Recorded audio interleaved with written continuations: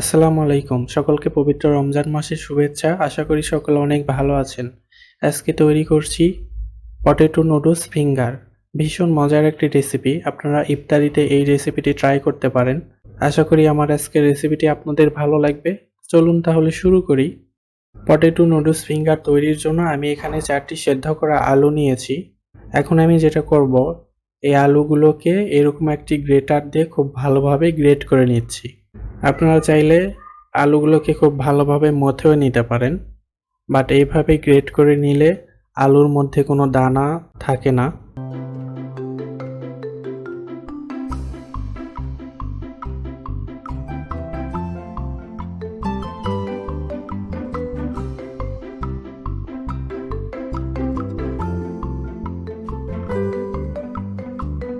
সবগুলো আলু আমি এভাবে গ্রেট করে নিয়েছি। দেখুন, এগুলো আমার রেডি হয়ে গিয়েছে। এখন আমি এর সাথে কিছু মশলা অ্যাড করে দিচ্ছি।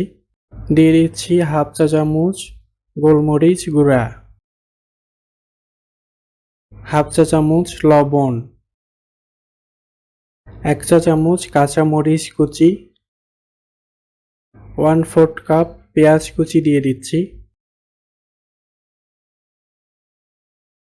1 চা চামচ চাট মশলা দিয়ে দিচ্ছি, চালের গুঁড়া দিয়ে দিচ্ছি 1/4 কাপ। এখন আমি এই সবগুলো উপকরণ খুব ভালোভাবে মিশিয়ে নিচ্ছি।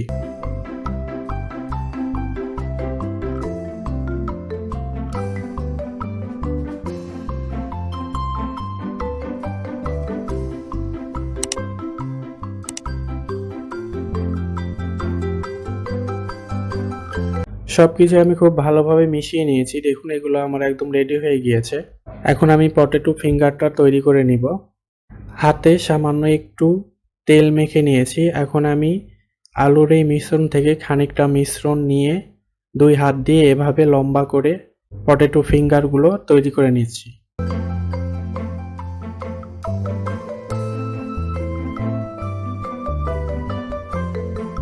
দেখুন, ঠিক এইভাবে আমি সবগুলো পটেটো ফিঙ্গার তৈরি করে নিব।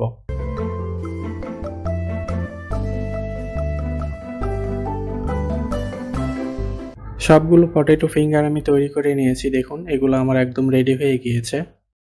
এখন আমি নুডলসটাকে রেডি করে নিচ্ছি। আমি এখানে 1 প্যাকেট ম্যাগি নুডলস নিয়েছি। এখন আমি নুডলসগুলোকে এভাবে একটু গুঁড়া করে নিচ্ছি। দেখুন,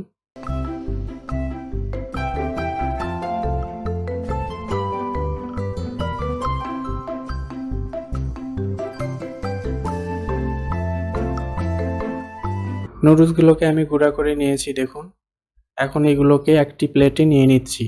আর নুডলসের প্যাকেটের ভিতরে যে মশলা থাকে সেটা দিয়ে আমি একটি ব্যাটার তৈরি করব। একটি মিক্সিং বলে নুডলসের সেই মশলাটা নিয়ে নিচ্ছি। সাথে 1/4 কাপ ময়দা অ্যাড করে দিচ্ছি। 1/4 চা চামচ লবণ দিয়ে দিচ্ছি। এখন আমি এগুলোকে খুব ভালোভাবে মিশিয়ে নিচ্ছি।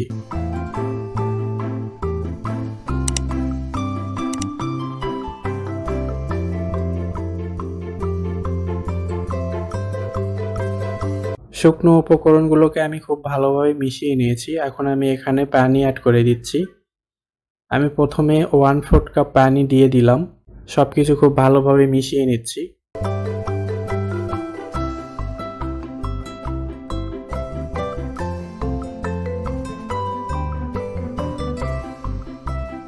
আমার কাছে মনে হচ্ছে আরও একটুখানি পানি লাগবে এখানে। আমি আরও 2 টেবিল চামচ পানি দিয়ে এগুলোকে খুব ভালোভাবে মিশিয়ে নিচ্ছি।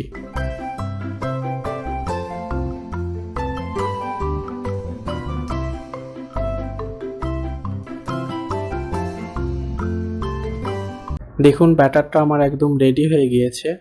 এইরকম কনসিস্টেন্সির একটি ব্যাটার তৈরি করে নিতে হবে। দেখুন, সবকিছু আমার একদম রেডি হয়ে গিয়েছে। এখন আমি যেটা করব, একটা করে পটেটো ফিঙ্গার নিয়ে প্রথমে ময়দার ব্যাটারে ডুবিয়ে এরপরে নুডলসের মধ্যে গড়িয়ে নিচ্ছি।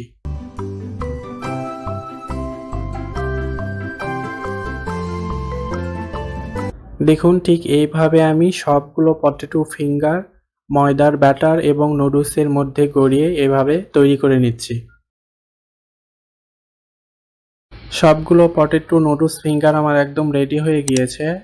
এখন আমি এগুলোকে 15 মিনিটের জন্য ফ্রিজে নরমালে রেখে দেব। 15 মিনিট পর আমি এগুলোকে বের করে তেলে ভেজে নেব। আর আপনারা যদি পটেটো নুডলস ফিঙ্গারগুলোকে ফ্রোজেন করতে চান তাহলে এরকম একটি পটের মধ্যে নিয়ে এগুলোকে ঢাকনা দিয়ে ঢেকে ডিপ ফ্রিজে রেখে দেবেন। যখনই খেতে মন চাইবে অথবা ইফতারের আগে এগুলোকে বের করে কিছুক্ষণ নরমাল তাপমাত্রায় রেখে তেলে ভেজে নিয়ে পরিবেশন করবেন। এখন আমি পটেটো নুডলস ফিঙ্গারগুলোকে ভেজে নেব। এর জন্য চুলায় একটি কড়াইয়ে পর্যাপ্ত পরিমাণ তেল দিয়ে দিয়েছি। তেলগুলো গরম হয়ে গিয়েছে।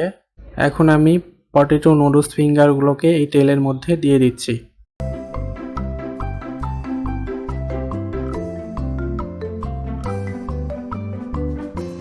চুলার আঁচটা মিডিয়ামে রেখে এগুলোকে উল্টিয়ে পাল্টিয়ে খুব ভালোভাবে ভেজে নিচ্ছি।